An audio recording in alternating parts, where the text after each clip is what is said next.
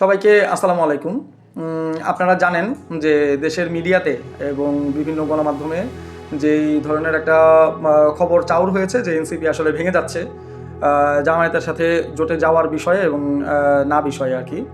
তো আমি খান মোহাম্মদ মুরসালিন, দলের যুগ্ম মুখ্য সমন্বয়ক এবং নির্বাচনকালীন মিডিয়া কমিটির সেক্রেটারি, আমি নিজে দায়িত্ব নিয়ে বলছি যে এনসিপির জামায়াতের সাথে জোটে যাওয়া কিংবা না যাওয়া এটা কেবলই একটি পলিসিগত সিদ্ধান্ত। আমাদের সেন্ট্রাল মেম্বার 2 শতাধিক মেম্বার আছেন যারা নাকি কেন্দ্রীয় সদস্য, এবং জামায়াতের পক্ষে যাওয়ার কিংবা না যাওয়ার, হ্যাঁ বা না বলার পূর্ণ অধিকার এই প্রতিটি সেন্ট্রাল মেম্বারের রয়েছে।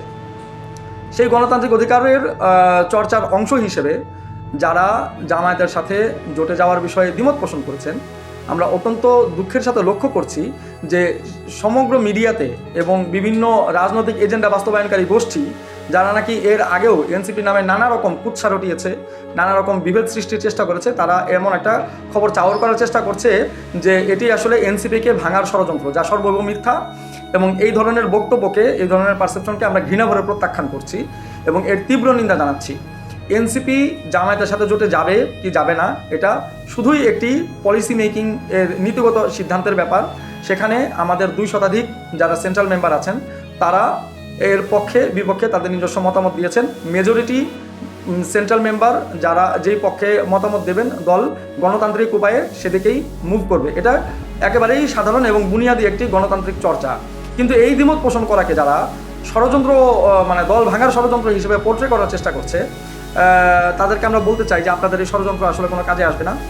আমরা ঐক্যবদ্ধ আছি, থাকবো, এবং এটা একটা পলিসিগত ব্যাপার।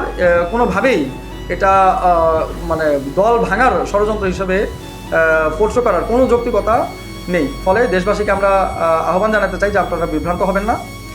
একটি দলে আসলে কোনো রাজনৈতিক দলের মধ্যে গণতান্ত্রিক চর্চা না থাকলে যেটা হয় সেটা হচ্ছে যে একক ব্যক্তির সিদ্ধান্ত মোতাবেক দল চালালে কি হয় সেটা আমরা পূর্ববর্তী রাজনৈতিক কালচার আমরা দেখেছি। আপনার বিএনপি, আওয়ামী লীগে যেটা হতো যে এক কেন্দ্রিক দল, কিন্তু যেহেতু এনসিপির ভেতরে একটি গণতান্ত্রিক চর্চার একটি রেওয়াজ আছে, সো এটাও সেই এনসিপির অভ্যন্তরীণ গণতান্ত্রিক চর্চার একটি অংশ মাত্র।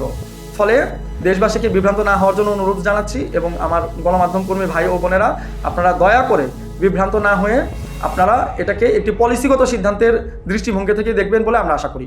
আসসালামু আলাইকুম।